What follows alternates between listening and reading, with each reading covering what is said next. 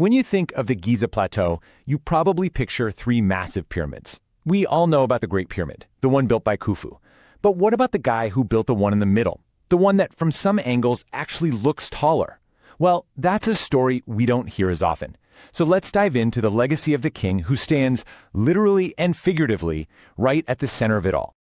You know this view, right? It's one of the most famous on the entire planet. The Great Sphinx, just casually sitting there with that colossal pyramid in the background. It's a truly timeless image. But if you ever stop to think, who was the visionary behind this pyramid? I mean, who had the guts to build right in the shadow of the Great Pyramid itself? Well, the man behind it all was Pharaoh Khafra, and he's the star of our story today. So Khafra was a king way back in Egypt's 4th dynasty, ruling more than 4,500 years ago. He was also the son of Khufu. Yep, the guy who built the Great Pyramid. You could kind of say that building absolutely gigantic tombs was the family business. So when it was his turn, he decided to build his own eternal home right next to his dad. These incredible statues give us such a clear idea of how Khafra wanted to be remembered. They're carved from diorite, which is one of the hardest stones you can find, and they show a king who is powerful, confident, in his prime. And if you look closely at the back of his head, you'll see the falcon god Horus wrapping his wings around him. This wasn't just a sculpture, it was a powerful statement. It screamed divine right and eternal power. All right, so we've seen how Khafra presented himself to the world. Now, let's go check out the ultimate expression of his power, his legendary monument, the Second Great Pyramid. You know, it's funny, when you first look at it, Khafra's pyramid actually seems taller than his father's Great Pyramid, but that's a brilliant illusion. It's actually a tiny bit shorter.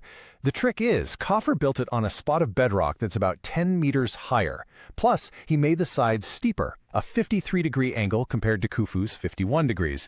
It's just a really clever trick of perspective from an ancient king. The scale of this project is, well, it's almost impossible to wrap your head around. We're talking about millions of limestone blocks, and each one weighed more than 2 tons. That's heavier than your average car today. Just try to imagine the sheer manpower and genius it took to cut, move, and perfectly place every single one of those blocks. It's hard to imagine now, looking at the rough stones, but this pyramid once looked totally different. Just picture a smooth, gleaming white surface, polished until it shone in the sun. The bottom layer was covered in beautiful red granite, while the rest was encased in brilliant white Tura limestone. It was an absolute masterpiece of precision. And the only thing missing today is the pyramidion, the capstone, which might have been covered in gold, that once sat right at the very top. Okay, so that's the outside, but what about the inside? Ready to go in? Let's take a journey into the heart of the pyramid itself. This diagram here is basically our map. It reveals the pyramid's hidden secrets. As you can see, there are 2 main entrances and this whole network of passages. All of it was meticulously designed for one single purpose, to guard the king's burial chamber, which was carved deep into the bedrock below. And the design is pretty clever, actually. You've got an upper entrance about 11 meters up the northern side, and then another one right at the base. Both of these tunnels slope down into the earth before they meet up and become one single hallway leading straight to the final chamber. Now flash forward to modern times. The first person to get inside was the explorer Giovanni Belzoni back in 1818.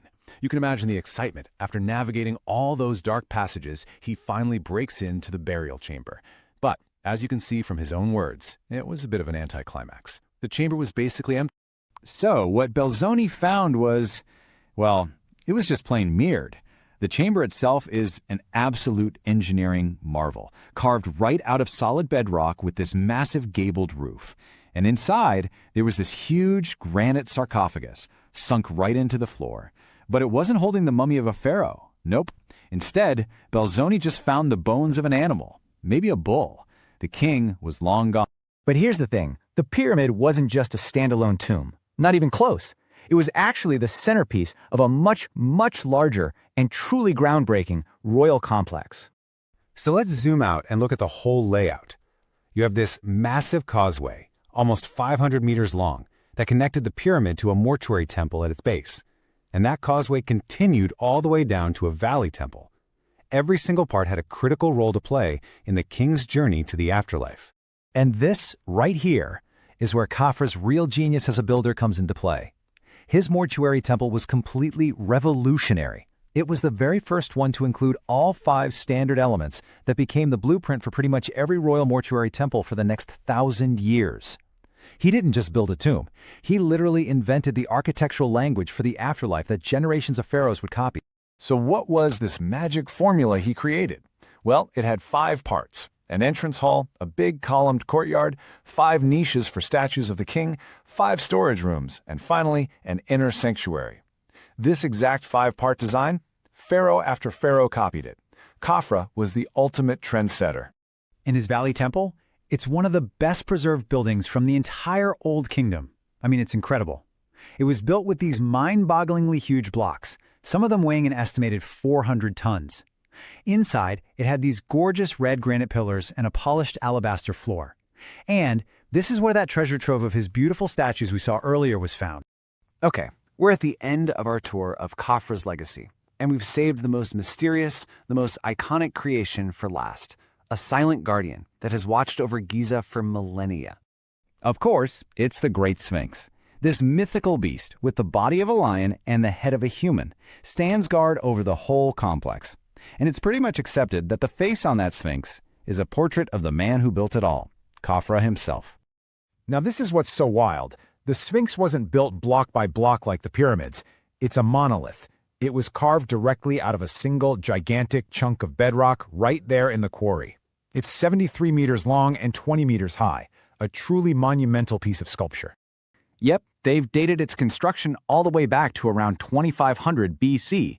That puts it squarely in the reign of Khafra, cementing its place as the eternal guardian of his enormous funerary estate. So when you put it all together, from his pyramid that so cleverly rivals his father's, to the architectural blueprint he created for all the future kings, to the unforgettable, enigmatic gaze of the Sphinx, Khafra's legacy is undeniably one of the grandest on Earth. It really makes you wonder, doesn't it? What other incredible secrets are still buried out there, just waiting to be discovered under the sands of Giza?